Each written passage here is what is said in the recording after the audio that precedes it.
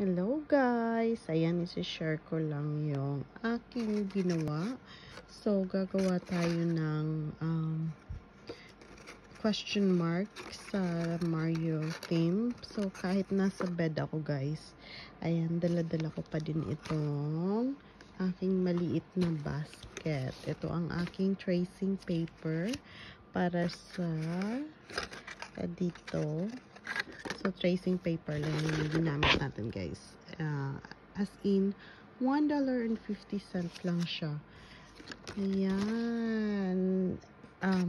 Ginawa ko pala is, kinat ko lang yung box. Tapos, lalagyan lang natin ng tracing paper dito sa loob. Tapos, i-glue lang natin siya. So, magiging ganito na yung ating output. Ayan. Ayan. See ya guys. Have a good night.